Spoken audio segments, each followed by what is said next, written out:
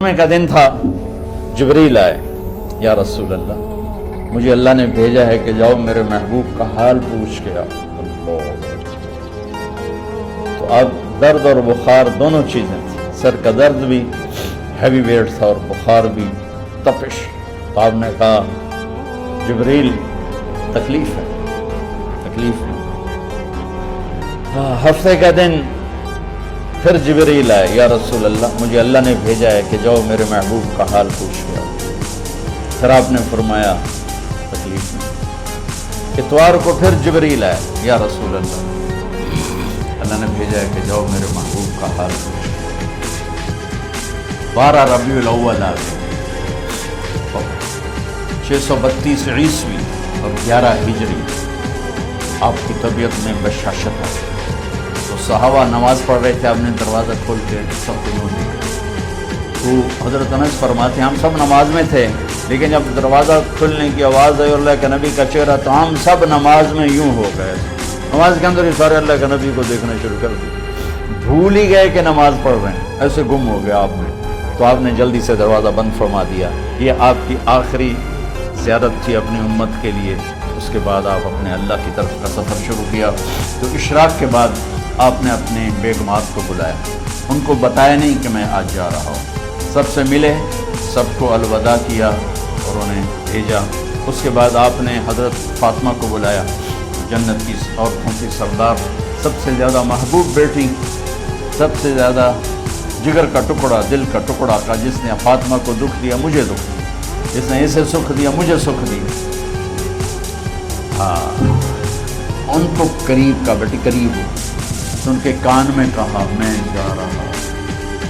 وہ رونے لگی، رو نہیں، چند دنوں کے بعد تیری میری ملاقات ہو جائے گی سب سے پہلے۔ تو 6 ماہ بعد حضرت فاطمہ کا بھی 24 سال کی عمر میں یا 25 سال کی عمر میں انتقال ہو گیا۔ ان کو رخصت فرمایا۔ پھر آپ نے داماد مولا علی کو بلایا، ان کا سر اپنی گود میں رکھا اور ان کے سر پہ اور کمر پہ ہاتھ پھیرتے رہے اور ان کو دعائیں دیتے رہے، آہستہ آہستہ۔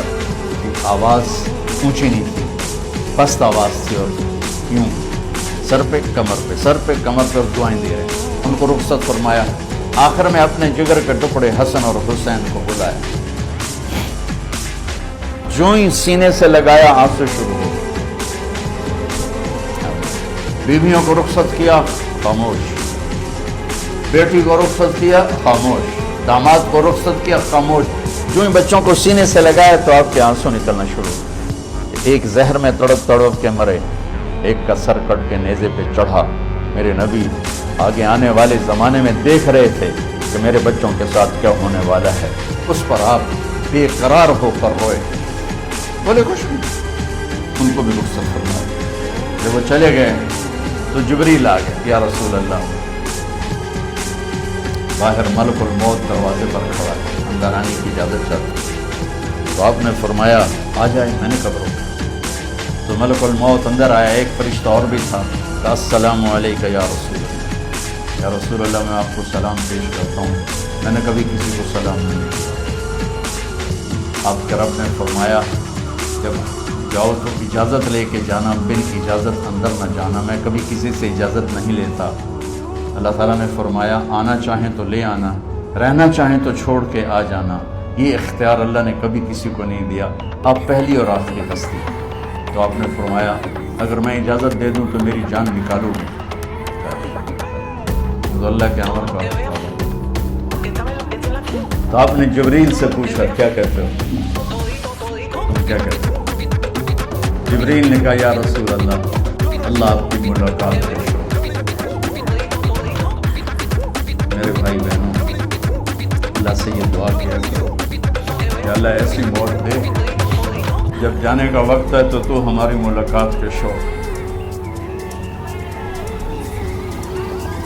ایک صحابی کا انتقال ہوا، آپ نے ان کی قبر پہ جا کے یہ دعا کی، یا اللہ طلحہ جب تیری بارگاہ میں پیش ہو تو اسے دیکھ کے مسکرائے، یہ تجھے دیکھ کے مسکرائے، سارے دکھ درد دور ہو جائیں۔ جس کی نظر ہمیشہ لوگوں کی کمیوں پر ہوتی ہے، اس کو اللہ 2 تکلیفیں دنیا میں ہی دیتے ہیں۔ ایک تو وہ ہر وقت غصے کی حالت میں رہتے ہیں، ہر وقت غصے کی حالت میں رہے گا، اور ہر وقت کا ایک غم اللہ اس کو دے گی، وہ ہر وقت غم کی حالت میں رہے گا، ایک غم لگا رہے گا اس کو، اور مرنے سے پہلے وہ جس کی کمی بیان کر رہا ہے ان کی ساری کمیاں اللہ اس کو دے کے ماریں گے۔